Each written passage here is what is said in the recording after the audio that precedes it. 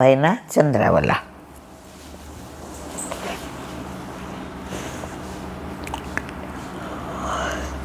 કાલે આપણે 70માં ચંદ્રાવલાનો વિરામ આપ્યો, આજે 31. અજગરને અનાયાસ હરી આપે આહાર વનમાં લાવ્યો. અજગર ઊભો બેઠો હોય ત્યાંથી ખસે નહીં, તોય કોઈ દી પ્રભુએ એને ભૂખ્યો નથી રાખ્યો. કીડીને કણ, હાથીને મણ. શક્કરખોરને સાગર બેટમાં દે છે મિલાવી. જો શક્કરખોર જે સાકર ખાય, પ્રભુ એ મેળવી દે છે. કેટલું બધાનું ધ્યાન રાખે. હવે તો એવા ઝાડે નથી. અમે નાના હતા ને તો કીડિયારું પૂરવા બાપ મોકલતા, ઓલો લોટ ને એ બધું હરખું તૈયાર કરે. એટલે ગાયનું દેવા જાય ને એટલે હારો કે બેબી આજે હું સવારે ગઈ નથી, બટા લે કીડિયારું પૂરતી આવ. બધું પણ કીડીમાંય તાર કરવાનું.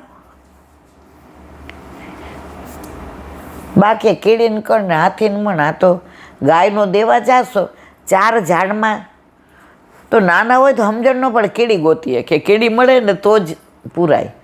તો એક દી આપણે પાછું લઈ આવ્યા. મને કે કા? મેં તો કીડી નહોતી. એ કે બોતરી આ નાખ ને તો કીડી આવે. હવે પાછું મોકલવાનું એની તો હું એવી જ ગુસ્સાવાળી હતી. પછી મને કહે કે આ 2 રોટલી જો વણીને રાખી ચોડો. મેં નાવું, મને બહુ ગરમી થાય, મને એ પરસેવણ મને નહીં. તો તું એ કે ત્યાં સુધી મારે જમાય નહીં.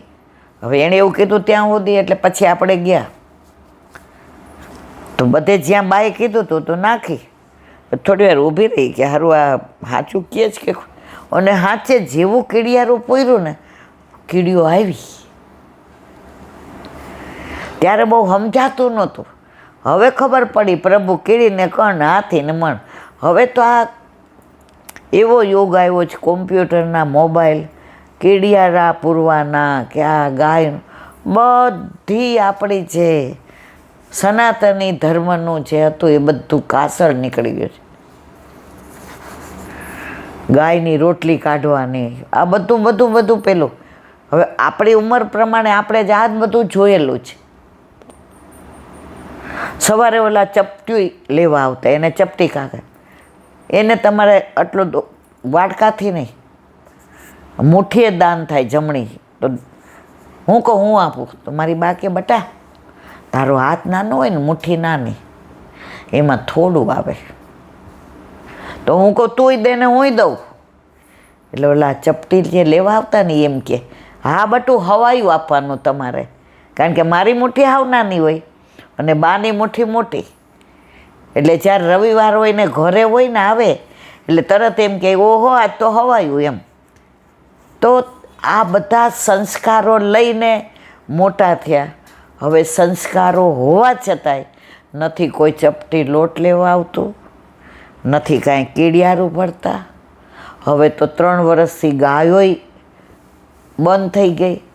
પહેલાં તો જેવો રાજભોગ સરાવીએ એટલે ગાયનો નીકળે પછી જ છોકરાઓને દેતા હતા. હવે તો એ બંધ થઈ ગયું. આ બધાય કે કળિયુગ, પણ આ કળિયુગ હવે ધીમે ધીમે આમ જ આગળ વધી રહ્યો છે. આમ ઓલા કહેવાય ને કાગડા કૂતરાની જેમ જીવવાનું છે. નહીં ગાયનું કાઢવાનું, નહીં કીડિયારું પૂરવાનું, નહીં કોઈ ચપટી લેવા આવે. મિલાવે ચાતક અને જળ સ્વાતિ. ચાતક પક્ષ એવું છે આખા વર્ષમાં સ્વાતિ નક્ષત્રમાં જે જળ પડે એ જ ચાતક પક્ષી લે. બાકી મરી જાય પણ બીજું જળ ગંગાજીના કિનારે હોય, તરસ લાગી હોય, મરી જવાની તૈયારીમાં હોય, પણ ચાતક પક્ષી ગંગા જળ પણ મોઢામાં ના નાખે. એ સ્વાતિ નક્ષત્રનું જળ જ. ઓલું ઘરડું ચાતક હતું ને એને છેલ્લો ટાઈમ હતો. એટલે એને એમ થયું કે મારા બચ્ચાને કહી દઉં કે આપણે, એટલે બોલાવ્યું હોય કે બેટા આપણે સ્વાતિ નક્ષત્રનું જળ જ લેવાનું, બાકી અડવાનું નહીં. ત્યારે એને બચ્ચાએ જવાબ શું આપ્યો? માં સ્વાતિ નક્ષત્ર સિવાય બીજા જળને જળ કહેવાય એ અમને ખબર જ નથી. અમને તો એટલી જ ખબર છે કે આ સ્વાતિ નક્ષત્રનું જળ હોય જે આપણે લેવાય એને જ જળ કહેવાય. કેટલી દ્રઢતા! શૃંગે વૃક્ષ પોષે કોઈ ભ્રાંતિ, સ્ત્રી સ્તને પૈ કર્યું પોષવાને બાળ. જો કુંવારી કે ઘરડી સ્ત્રી હોય ને એના સ્તનમાં દૂધ ન આવે, પણ જે સ્ત્રી પ્રેગ્નન્ટ હોય, બાળક પ્રસવ ના થાય ત્યાં સુધી સ્તનમાં દૂધ ન આવે. જેવું બાળક પ્રસવ થાય એટલે સ્તનમાંથી દૂધની ધારા છૂટે. આ કોણે વ્યવસ્થા કરી? આપણે ભૂતલ પર આવીએ એ પહેલાં આપણા ખાવાની વ્યવસ્થા આપણા પ્રભુ કરે જ. અને છતાંય પાછા ઘણા એમ કે અમે તો ભગવાનમાં માનતા જ નથી.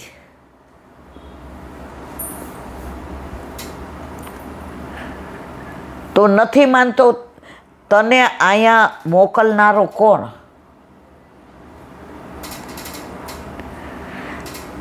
આની ચર્ચા બહુ લાંબી છે, નથી કરવી. તુને નહીં ભૂલે ભજ. તું ઠાકોરજીને ભૂલી જાય છે, પણ ઠાકોરજી તને ભૂલતા નથી. ભજો શ્રી કૃષ્ણ કૃપા. શબ્દાર્થ: અનાયાસ એટલે એની મેળે, ગિરિશૃંગ એટલે પર્વત શિખર, કોઈ ભાંતિ એટલે કોઈ પણ પ્રકાર, પય એટલે દૂધ. વિવેચન: 70માં ચંદ્રાવલામાં ચિંતા કરવી નહીં. પ્રભુ વિશ્વંભર છે, આખા વિશ્વનું ભરણ પોષણ કરે છે, તો આપણું તો સ્પેશિયલ કરશે. 3 સૃષ્ટિ ઉપજાવી: પ્રવાહી, મર્યાદા અને પુષ્ટિ. વિચાર આવ્યો અને સૃષ્ટિ ઉપજે પ્રવાહી. એને બધા ફરવું હરવું ને કીટીમાં જ મજા આવે, એ બધા માને. એને કાંઈ ધર્મ બર્મ નહીં. મર્યાદા, વેદની મર્યાદા પ્રમાણે જ આ દિવસે યજ્ઞ કરવાનું, આ દિવસે પ્રદોષ એટલે ઉપવાસ કરવાનું, આ દિવસે બ્રાહ્મણને દાન કરવાનું, આ દિવસે તનનું આ બધું વેદ પ્રમાણે. ઠાકોરજી ક્યાંય આપણા કામના નથી. પોતાના શ્રીમાંથી આપણને કે મારી સેવા અને તારો આનંદ. સવારે આપણા પ્રભુમાં હોઈએ ત્યારે ભૂલી જઈએ, આમાં આનંદ આવે. અને અત્યારે સત્સંગમાં આનંદ આવે.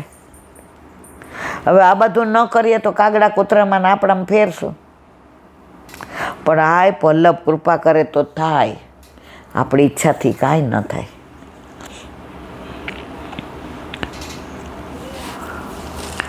આમાં આગળ બીજા દ્રષ્ટાંતથી પુરવાર કરે છે કે પ્રભુની લીલા અકળ છે, તે કોઈને ભૂખ્યો રાખશે નહીં. તો વિશ્વાસ રાખ. અજગર એક જગા પર પડ્યો રહે છે, તેમ તે જ જગ્યા પર તેનો આહાર સામે ચાલીને આવે છે.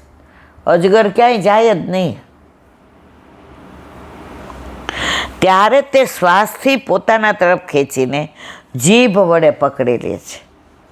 એવી રીતે બીજા દ્રષ્ટાંતો શક્કરખોર, ચાતક, વૃક્ષો, બાળકનું પોષણ ઉપર મુજબ 4 દ્રષ્ટાંત આપીને સમજાવે છે કે આ બધાનું પોષણ જુદી જુદી રીતે પ્રભુ કરે છે. જેઓ પોતાના માટે આહારની ચિંતા કરતા નથી, તેઓને તે જ સ્થળે આહાર પ્રભુ આપી જાય છે. શક્કરખોર, સાગરના બેટમાં રહેતું શક્કરખોર, તે કેવળ ખાંડ જ, મિશ્રી જ ખાય. તેને કોઈ ત્યાં ખાંડ દેવા જાતું નથી, તેમજ તે ક્યાંય લેવા નથી જાતું. પરંતુ પથ્થરની વચ્ચે પણ સાકર હોય છે, તેથી તેને આહાર મળી રહે છે, કારણ કે તેનું જીવન સાકર ઉપર જ નિર્ભય છે. બોલો વલ્લભાઈ.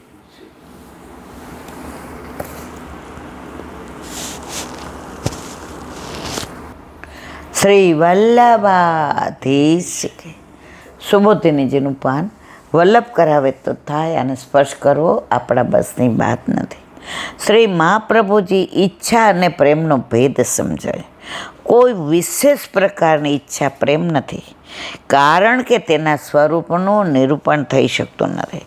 જેમ કે સુખના વિષયની ઈચ્છા રતિ કહેવાતી નથી, કારણ તો સ્વર્ગની કામના પણ રતિ કહેવાય, પણ તે પણ રતિ નથી.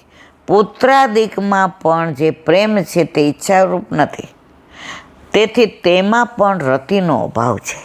તેથી લૌકિક વિષયોના સ્નેહથી કે અલૌકિક સ્વર્ગદિકની ઈચ્છાથી રતિ અને સ્નેહ જુદો જ પ્રકાર છે. ભગવાનના સંબંધવાળો તે પ્રેમ ભગવાનમાં જ રહેલો છે. રતિ એ સ્નેહનો જુદો પ્રકાર છે. ભગવાનના સંબંધવાળાઓ તે પ્રેમ ભગવાનમાં જ રહેલો છે. સ્નેહ જ્ઞાન અને ઐશ્વર્યની માફક ભગવાનમાં સંબંધ થવાથી ભગવાનની નજીક લઈ જાય છે. તેથી બીજા સ્થળે પણ તે સ્નેહનો ભાસ થાય છે.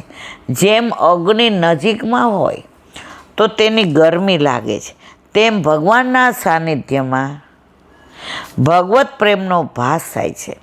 અને ભગવત પ્રેમ વધતો જાય એ પ્રમાણે અધ્યાસી બીજામાં પ્રેમ થાય છે. આનું અમે વાક્યના અન્વયને લીધે બ્રહ્મસૂત્ર 1 અધ્યાય 4 શ્લોક 19માં એ સૂત્રમાં સારી રીતે વિવરણ કર્યું છે. તેથી ભગવાનની ભક્તો દ્વારા જ પ્રાપ્તિ થઈ શકે એમ હોવાથી જો ભગવદીઓ દ્વારા ભગવાન મળે, ભગવાન દ્વારા ભગવાન ન મળે.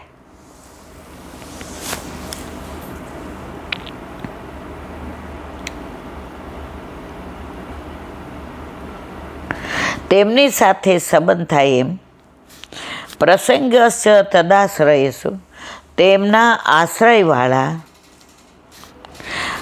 મહત્પુરુષોનો સંબંધ થાય એ પદથી કહ્યું છે. આશ્રય પદ સામીપ્ય બતાવવા મૂક્યું છે, પણ એકલો આશ્રય હોય તે બીજાની સમીપ રહેવાનું પ્રાપ્ત થઈ શકે નહીં, માટે મહત શું મહતરૂપા પદ મૂક્યું છે. એમના પર પ્રેમ થવાની પ્રાર્થના કરી છે. એ રીતે સાધન સહિત ભગવાનમાં રતિ થવાની પ્રાર્થના કરી.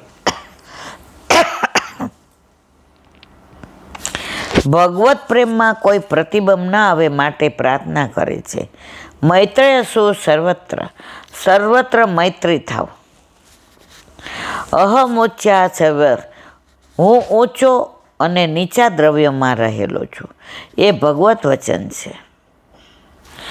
પ્રાણીઓના સમૂહનું અપમાન કરનારને ભગવાન પ્રસન્ન થતા નથી. ભક્તવે તુષ્ટ ભપ્યતિ ભક્તિ વડે જ ભગવાન પ્રસન્ન થાય છે. ઇત્યાદિ દિવ્ય વચનો પ્રમાણે પ્રાણી માત્રનું અપમાન ભક્તિમાં બાધક છે, કારણ કે અપમાન કરનાર પર પ્રભુ પ્રસન્ન થતા નથી, અને પ્રભુ પ્રસન્ન ન થાય ત્યાં સુધી ભક્તિ થતી નથી. તે માટે પ્રાણીઓ માત્ર સાથે મૈત્રીની પ્રાર્થના કરે, કારણ કે મૈત્રીની ભાવના હોય તો અન્યનો અપમાન થવાનો સંભવ નથી. માટે સર્વત્ર મૈત્રી માટે પ્રાર્થના કરે છે. અહીં શંકા થાય કે તમે બ્રાહ્મણનો અપરાધ કર્યો છે. કોને કહે છે? પરીક્ષિતને. એટલે તમને વરદાન કેવી રીતે મળે?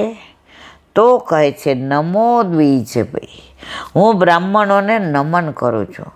મહાન પુરુષોને નમસ્કાર કરવાથી અપરાધની નિવૃત્તિ થાય છે.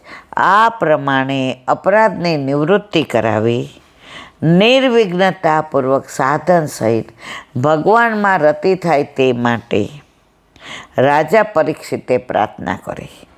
રાજા પરીક્ષિતે પ્રાર્થના કરી ત્યારે ઋષિના વદન પર સંમતિ સૂચક ભાવ આવ્યો. એટલે રાજાએ મનોમન નક્કી કર્યું કે પોતાની પ્રાર્થના પ્રમાણે જ રહેશે.